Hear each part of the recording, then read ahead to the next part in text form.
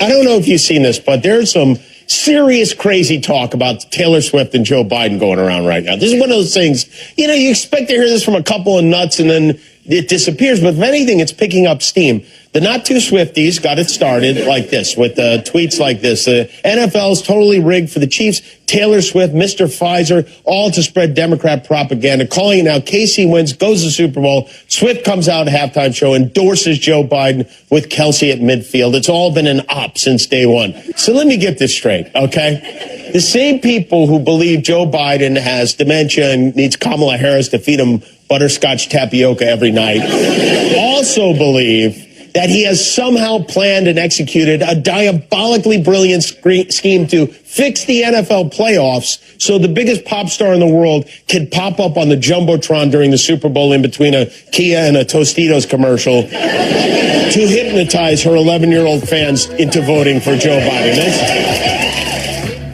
That is some wacky stuff. But that's what's happening. MAGA world continues to melt down over Taylor Swift and Travis Kelce's relationship. We'll have more about that, including reporting that Donald Trump is upset about her popularity and getting nervous about her potentially endorsing Joe Biden. Come on. This is real. This cannot be real. Like Taylor Swift, you know, this is what I heard from the bozos back in, was it 20, maybe it was 16, 18, 20, I don't know, 20. Oh, we're going to stop watching the NFL. I heard that her top Republican operatives, when I say top Republican operatives say we're running against the NFL. We're running against, you know, Colin Kaepernick. We're running against Black Lives Matters. We're running against never, you know, kneeling for the flag. We're running against all of that. It's, you know, the NFL is left wing. They're this or that, the other, and we're never going to watch football again. That's what I heard from a lot of people. And Republicans hate the NFL now. Hate them. It's over. They're done. Again, we'll just say 19 of the top 20 primetime shows last year, NFL games, 82 of the top 100 TV broadcasts, excluding Jonathan Lemire and Way Too Early. Right. Talked yesterday. Also, it's an asterisk. But the NFL will take any publicity they can get. 82 out of 100 NFL games. And so now these weenies, these little snowflakes, these triggered little snowflakes are now going after Taylor Swift. I mean, if you're Taylor Swift, you just can't win.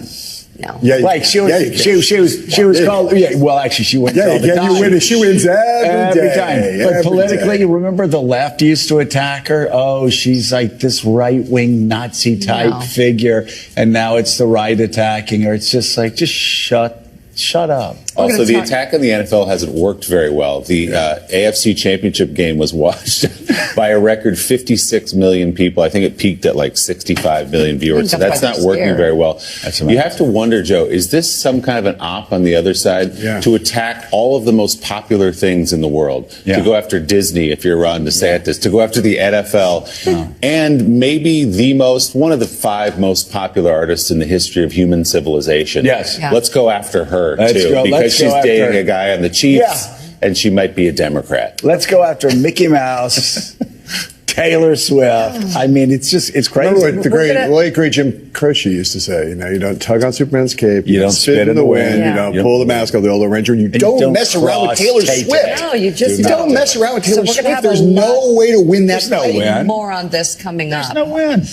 Meanwhile, Donald Trump is looking for new or legal representation in his appeal. Wonder why. Of the E. Jean Carroll defamation damages case. Try to keep a straight face. No, I mean, she's very angry. At one point in the proceedings, and I gotta say, as a lawyer, I'd never seen this myself. So I've maybe never she seen has anything like it. Maybe she has had a reason to be upset. The Willie, don't you know, like, Willie, you know, they took away her coloring books. Yeah, there was a color by number thing on how to be a lawyer when you grow up, and judge took them away. Yes, she.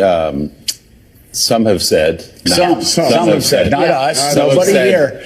She didn't have the experience to try this case. Doesn't mean she's not a good lawyer. And what she does in Bedminster, New Jersey, up the road from his club. Exactly. But maybe not for this kind of federal case. Yeah. Some have said that she was ill-prepared and one of the most and I know, because I was one of these, one of the most ill-prepared attorneys for a case of this magnitude. Some have maybe in the history of the planet. It is incredible. We'll try and explain why Alina Habba is off the case. I can't. Well, I don't think they have to explain. I can name $3.6 million reasons why she's off the case. As we're learning. The question is, why was she on the case? Ever. Well, no, seriously. Ever. Why was she ever on the case? To check a box. Especially given Donald Trump's consistently high standard for legal representation. He's always had such great lawyers. Well, no, he's had bad lawyers, but I mean, at least they knew their way around the courtroom. And by the way, I mean, you either know your way around the courtroom or you don't. Yeah. And speaking as a lawyer that didn't know his way around the courtroom, I can tell you it can be a very frightening thing, and you would not want to be in this type of case. You always knew where the vending machines were, though, in the hallway. Right. That was important. I'd ask the judge, please, I need to talk, and then I just leave. Okay. This is the longest opening tease. Smoke a cigarette after. Get some BC. I'd get some BC powder. Okay. They had them in that dispenser. Get some RC Cola. Have a smoke.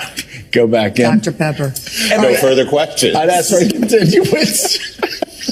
Alina Habba's departure from that case Give some time to read, but I wasn't at golf. As we're learning much more about how much donor money Trump is using to pay for as many legal issues. Willie, are we still in the tease? I think this is the tease. It's the runaway tease brought to you by Pringles. Plus, we're going to go through the new warning from the CIA director on the dire consequences of cutting support from Ukraine. Jonathan Lemire, John Heilman, Eddie Glaude Jr. are with us, along with special correspondent, U.S. special correspondent for BBC News. Katty Kay is with us. Okay. You did that very well. Well, I feel like we should applaud you for getting through the with my sleep lines. Yeah, Willie has our top stories. Yeah. Right, Willie? You want to take it away? Yeah, I'd be happy for it. Yeah. All right, so the carefully crafted bipartisan Senate border security package is still facing stiff resistance as House Speaker Mike Johnson reiterates the bill is a non-starter in the House. The Speaker yesterday sabotaged his own denial that he's being influenced within the span of one statement. Come on, man. Trying to deny, but then confirm that he's being influenced by former President Trump. He may not be ready for prime time. Judging by his comments, he clearly wants to campaign on this issue. Have you spoken to him about the Senate proposal, and are you simply trying to kill this to help him out in the campaign? No, Manu, that's absurd. We have a responsibility here to do our duty. Our duty is to do right by the American people, to protect the people. The first and most important job of the federal government is to protect its citizens. I have talked to former President Trump about this issue at length, and he understands that. He understands that we have a responsibility to do here. The president, of course, President Trump, wants to secure the country. Oh, my. Does he know? The first words out of his mouth there were, Manu, that's absurd. That's absurd. That's absurd. The suggestion I would have spoken to Donald Trump about this. That's absurd. And then he follows with? The absurd. Well, of course I've spoken to him many times because, of course you talk to Donald Trump if you're me. I mean, Jonathan Lemire, it is absurd that you have, again, the impeachment of Mayorkas for not doing what Republicans are refusing to do. We just have to state this loudly and clearly because there's disinformation on other networks that are constantly talking about how horrible this bill is. This is the most liberal bill ever. This is da-da-da-da-da-da. Go back to before Donald Trump said, I'm against the bill for political reasons. And everybody was saying this was the toughest border security bill ever. You can't, when you have Gingrich going, I won't even say that the inane things that he said about this bill, or the rest of the people on Fox News who are now just parroting what Donald Trump said. They overlooked the fact that the Wall Street Journal editorial page was like, don't screw up here, Republicans. Basically saying you've screwed everything else up. Don't screw this up. Don't screw Ukraine up. Don't screw Israel up. Get it right. And then, again, James Lankford, one of the most conservatives out there, talking about how this is the toughest border security bill of our time. And they're trying to paint this now as some left-wing deal because Donald Trump doesn't want to stop fentanyl and illegal immigrants from flooding into this country. As this bill was being drafted, the opposition was from the left. It was the progressives who said this is too tough. There was concern the president wouldn't back it because he could lose parts of his own base. The White House made the decision. We are going to be for this. We need to. We know there's a crisis at the border. Political benefits to it as well. They go for it, and suddenly the opposition has switched. Some of the progressives still oppose it, but the problem now is the Republicans. And what changed? What changed is Donald Trump one day decided he was against it because he wanted it to be a campaign issue. And there are still some senators who hope to get this across the finish line. But we heard yesterday there's pessimism now that it's even going to get out of the upper chamber. And then House Speaker Johnson, you know, in a clumsy fashion, has put his cards all on the table. He's made it very clear. This is not going to happen, Eddie, because Donald Trump says he doesn't want it because he wants to campaign on it. Right. And therefore, nothing will change the border. Right. It lets us know that the Republicans aren't interested in governing.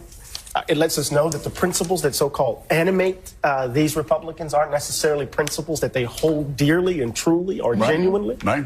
And just to be honest with you, those of us who are, quote unquote, on the left are still skeptical about this move. Right. I understand the triangulation. He has to appeal to those swing voters in Wisconsin and the like. Yeah.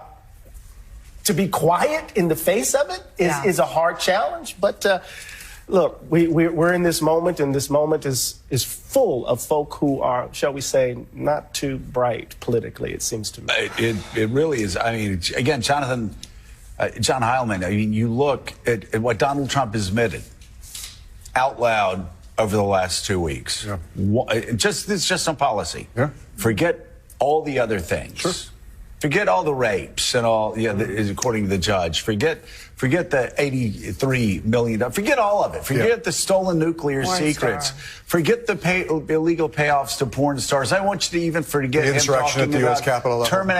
Terminating the Constitution. Good Please, people on both sides. just keep out of your mind him telling his staff members that Vice President Mike Pence, his loyal vice president, deserved hanging. I don't want you to think about that or the fact that Donald Trump said he wanted the chairman of the Joint Chiefs executed for treason. Please. And the economy. Am I remembering? No, forgetting that. No, forget that. Out of your mind. That has nothing to do with this anymore than Donald Trump clean slate showing his campaign manager and saying, I shouldn't be showing you this because I'm not president of the United States and I can't declassify this. But here, I'm going to illegally show you war plans. You want me to forget that part? Iran. I'm forgetting that part? Donnie, you don't have to think about that. We're going to even push that off the table. That's a lot I pushed off the table now. I want you to even forget, like on the floor. I want you to forget what he forgets. Okay.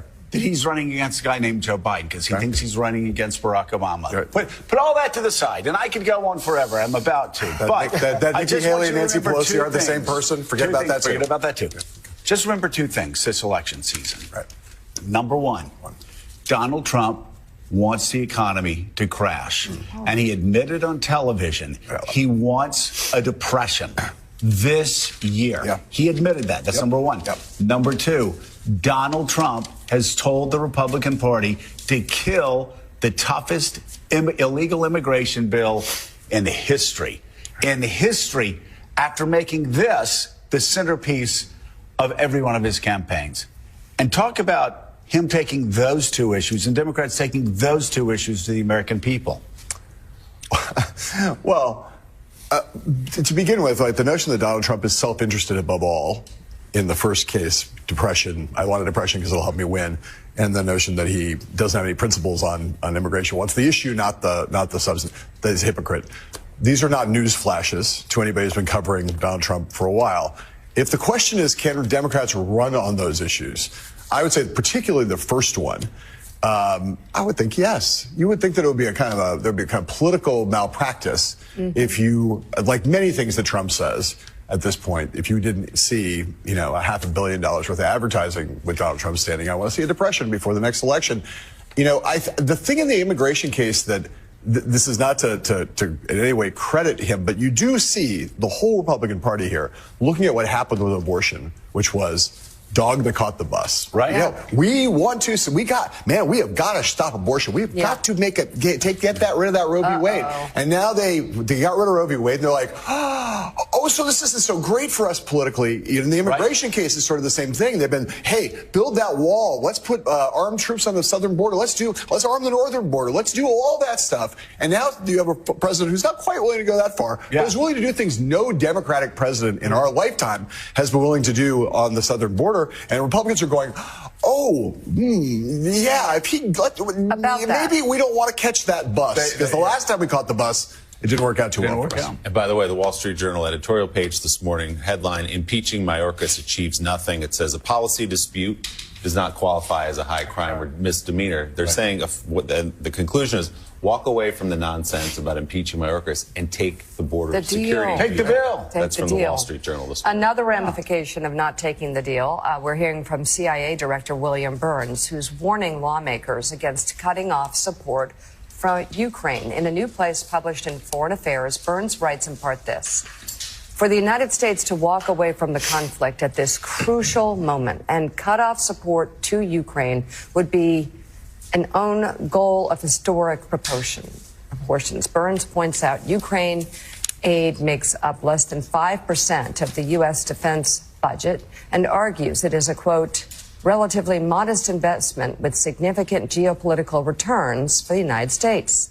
Burns also warns that whatever the U.S. decides to do, it will send a clear message to China, writing, quote, no one is watching U.S. support for Ukraine more closely than Chinese leaders. Burns also describes how the war in Ukraine has quietly corroded the power of President Vladimir Putin, allowing the CIA to recruit more spies. Burns says the undercurrent of disaffection in Russia is creating a, quote, once-in-a-generation recruiting opportunity for the CIA, adding, we are not letting it go to waste. Can I just say, everybody says Bill Burns is the best. That is such a Bill Burns move. To just put him there, oh, by the way, Vladimir Putin. This is like the Black Friday of recruiting spies. This is like a holiday. I mean, he's just planning it in Putin's mind. You're weak. We're coming after you. It's just a bonanza for recruiting spies.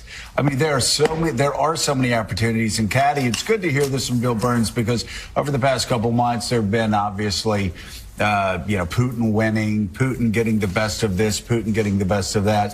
It's important to remember just how weakened Russia's military is. And as Burns says, 5% of the defense budget, basically, talk about an investment, has set Putin's military machine back 10, 15, 20 years.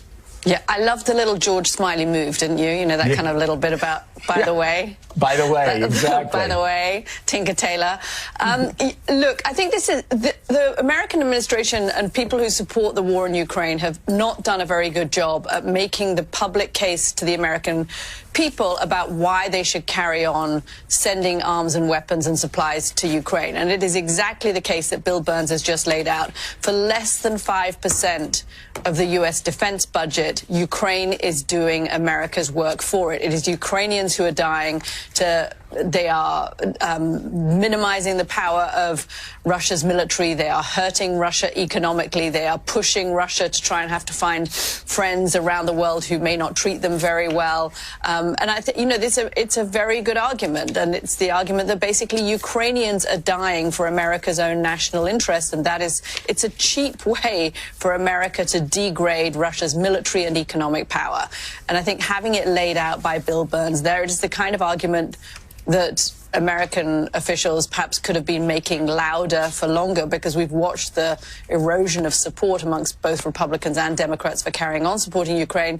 But I think that the key to what Bill Burns says at this moment is, even if we head into a negotiating phase, if we carry on supplying the Ukrainians with the weapons that they need, it will give them a stronger hand, and it will make sure that Russia is weakened further. Well, and by the way, we can pick up a few spies along the way. Yeah, and by the way, Putin, never mind. But yeah, open season on spies.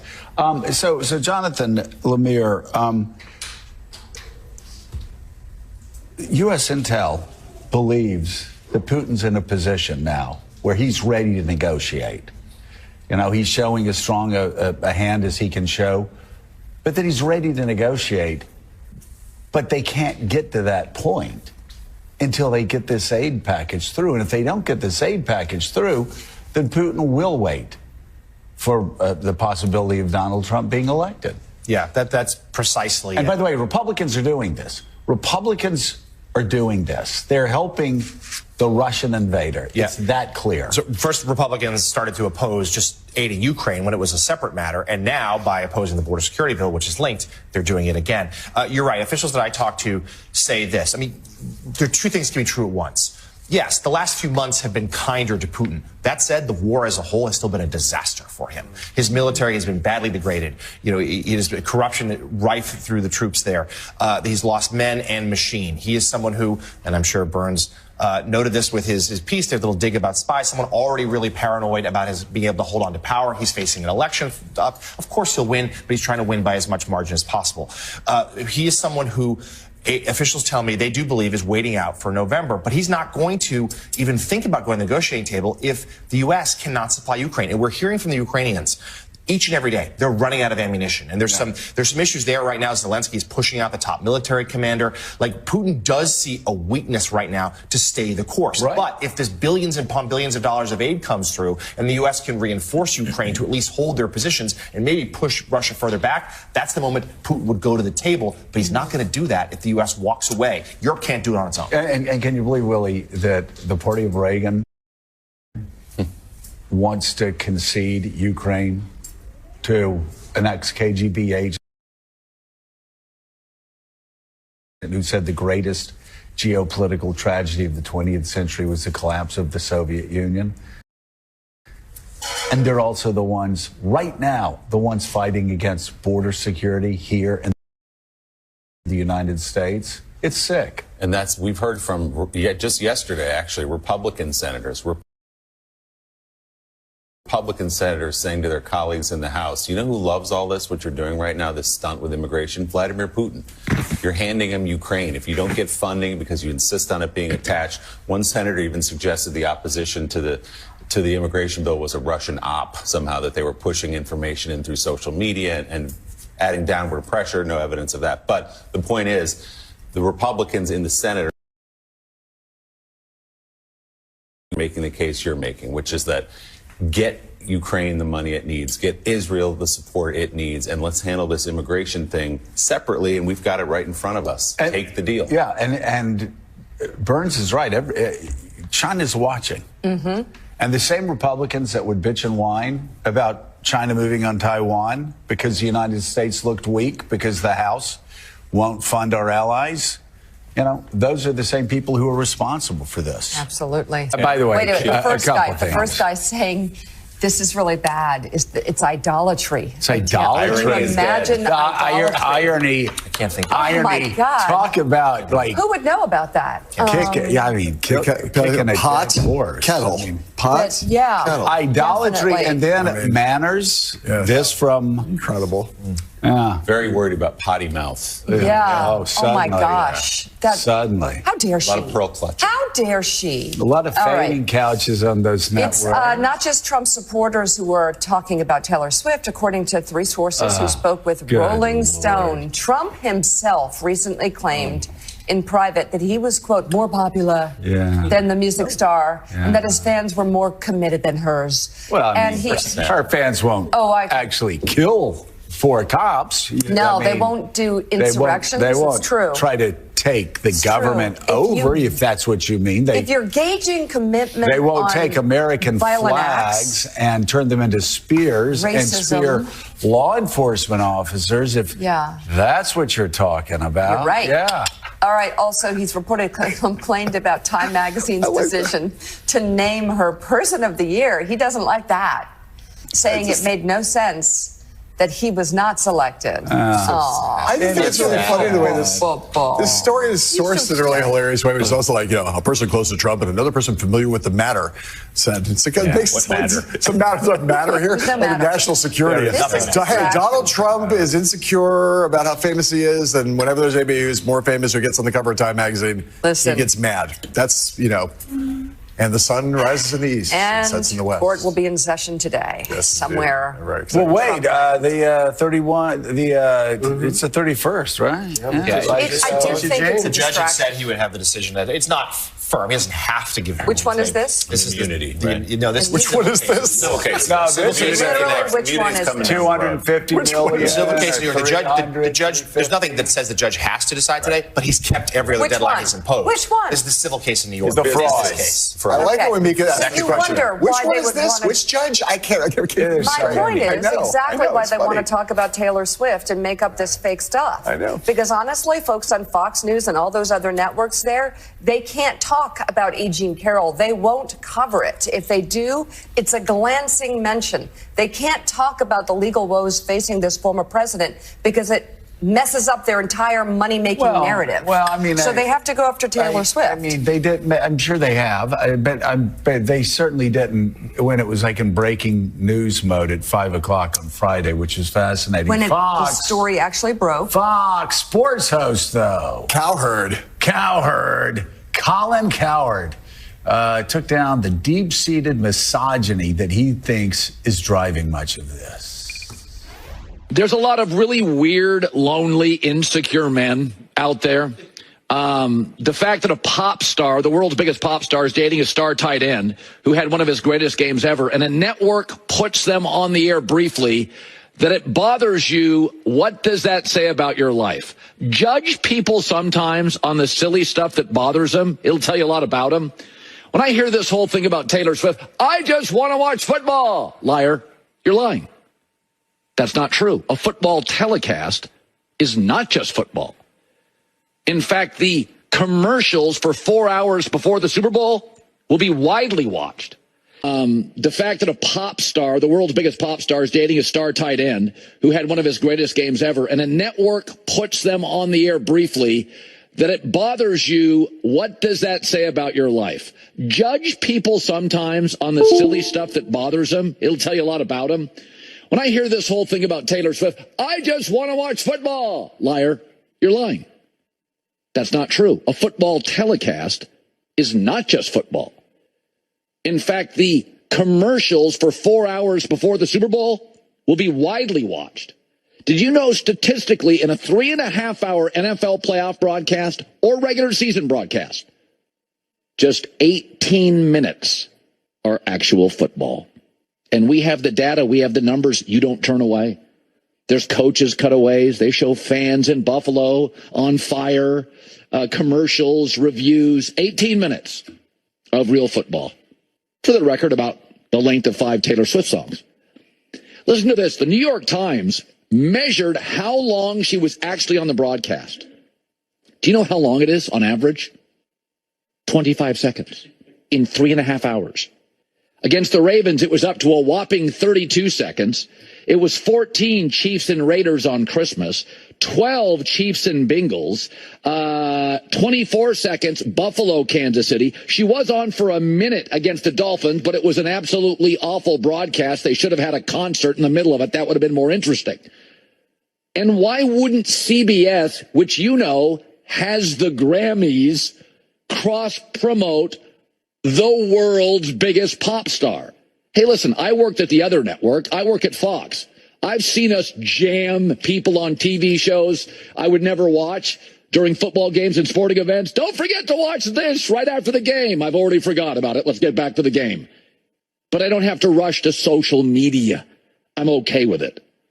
Here's the other thing that strikes me. Matthew McConaughey. All right. Love him. Drake on everything.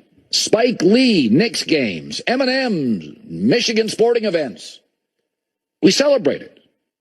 80s, 90s, Jack Nicholson Laker games is cool. Saw Jack.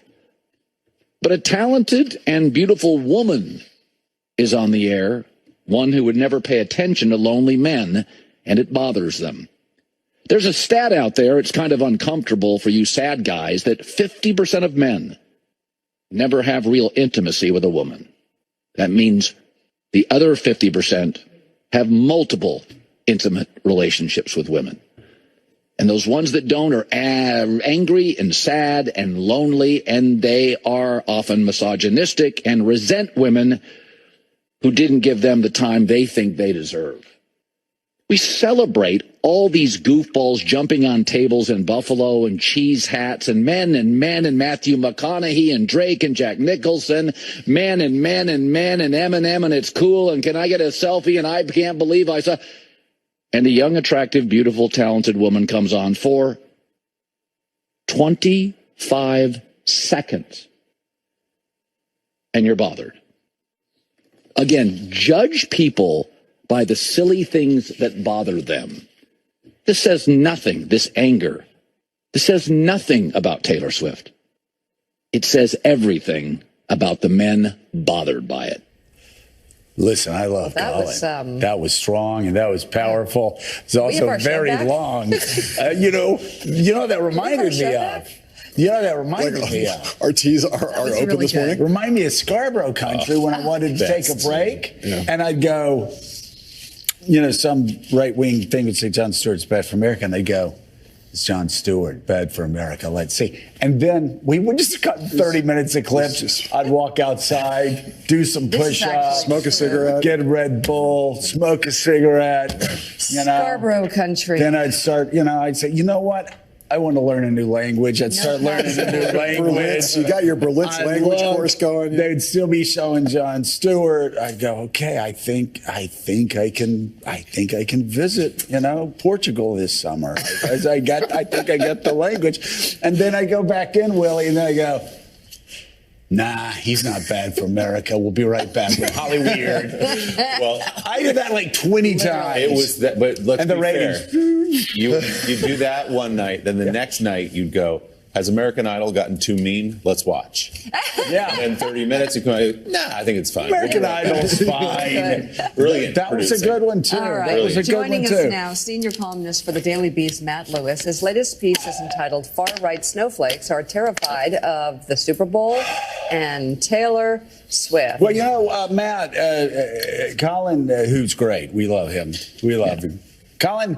No, that was really good. Oh, I know. It's just kind of long. He did bring up an underlying point that's really important, and it's really important as you see the rise of right-wing populist movements across the world, and that is a large collection of lonely, isolated young men who are becoming more and more angry, becoming more and more misogynistic, becoming less and less decent, especially toward women. Absolutely. The incel phenomenon, I think it's valid. It's not good for society to have. What is just explain to everybody, what is incel? It means involuntarily celibate. And this is a real problem. It's been a problem like in Japan. It's now a big problem in America. And look, I think that marriage and women specifically are a civilizing force on men. There's a loneliness epidemic. And I do think kudos to Colin Cowherd, because this is part of the story. I also think, a lot of these kind of right-wing keyboard warrior types are obsessed with masculinity, kind of ironically in some cases. Yeah. And I think that they kind of resent Travis Kelce, this sort of macho guy dating Taylor Swift. And look, if you saw Jason Kelce... By the way, that's kind of a checkmate, right? Yeah. Like, that's the kind of the checkmate. These snowflakes are like, oh, I'm so manly. I have a Trump hat on, and my suspenders are all red. And then they see Travis Kelce, and they're trying to say, what, he's not the man? Like, it's just such a total checkmate against all these. It's insane. And if you saw Travis Kelce's brother Jason at the Buffalo Bills game, where he was drinking 30 beers, shirtlessly, in frigid Buffalo. I mean, good luck casting the Kelces as some woke soy latte drinking pajama boys, right? Yeah. There we go. There he is. Jonathan Lemire had done this up in Foxborough a few times, and they kicked him out. Lifetime ban. 20 beers. I didn't see the fourth quarter. Yeah. So, Caddy, I do want to touch on again. Let's go back to what Colin had said, and what Matt's talking about as well, in Britain, it's become such a problem with Andrew Tate that actually the British government is trying to work to counteract some of the harsher misogynistic statements that have spread among young, lonely British males, just like young, lonely American males. Yeah, and look, and it's hard to regulate, right? I mean, yes, more regulation could probably be done around the world, but this kind of hate speech amongst incels, Matt's right, that's exactly what they are, spreads in the kind of darkest corners of the web, and it pops up all over the place, and you try and regulate one bit of it and tamp it down, as they're doing in the UK with Andrew Tate, and it'll just come up somewhere else. And because this is global, it comes up everywhere. And I think when you look at what's happening on the right with Taylor Swift, I mean, I just can't see any other way to describe it. It does feel like this is, a talented young woman, and suddenly she gets a bit of attention, and it drives people crazy. But also, Matt, isn't there something else, which is just that they're jealous, that they want to have Taylor Swift for themselves, and if they can't have Taylor Swift, then they're going to do everything. There was a Georgia District Council chair from the Republican Party who called her Luciferian, which I thought was kind of wonderful use of Old English. But isn't that really what it is? You just try and demonize her. You just try and make her look as terrible as possible because you can't. I think that's part of it. I think some of it's envy. Somebody on Twitter the other day kind of compared Travis Kelce and Taylor Swift to like the homecoming king and queen at your high school. And depending on where you sat, and by the way, everything goes back to high school, to register to vote. So this is an insane fight that they're making with the NFL. And by the way, the #1 most influential, pop star in the world, probably. Mm-hmm. And there's another element to this, Matt, which shows you where I don't even want to say the Republican Party, but MAGA Republicans and a lot of that online community you're talking about is because Travis Kelce did ads for the vaccine, for Pfizer, for the COVID vaccine. Aaron Rodgers infamously calls Travis Kelce Mr. Pfizer. That's an insult, I guess, to get a vaccine against a disease that could kill you. So there is that element of it, too, all folding in all these different pieces of that movement, including anti-vaxxers. It's crazy, and it's something that we haven't maybe fully talked about yet this morning is there is a conspiracy theory that is very popular on the right, on Twitter, on X.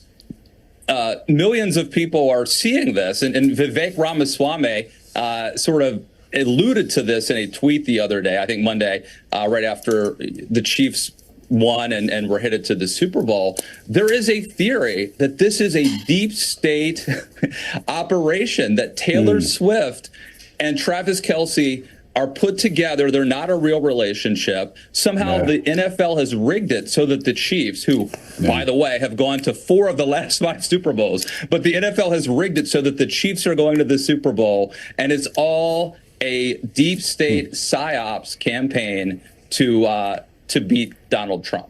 Insanity.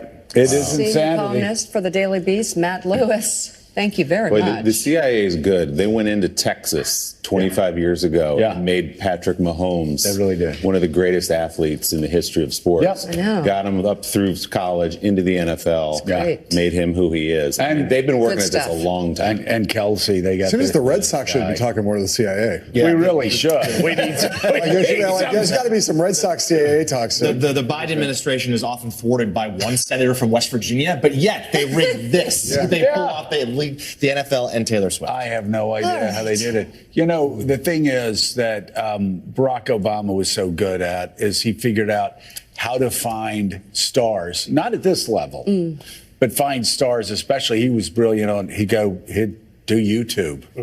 These offbeat YouTube interviews. Person with the Fruit Loops in the title. Exactly, because he wanted to get low propensity voters. He wanted to get in front of them and get out there. Here with Taylor Swift, I mean, if we're just talking about the demographic right now that he's having the worst time with Biden, it's young voters. Yes. She's the biggest star in the world among young voters. So maybe that's why the snowflakes on the far right are freaking out. Maybe it's a sign that I'm an egghead, or, you know, I just, you know, this is a symptom of the problem of American politics that, you know, seriousness is a kind of, we're running deficits in seriousness. Right. And since I was sitting here thinking about Walter Lippmann in 1922 writing Public Opinion and saying that the American public had been inundated by mass consumer culture and they were no longer capable of taking in information such that they could become the kind of deliberative citizens that democracies require. And here we are. Well, do you know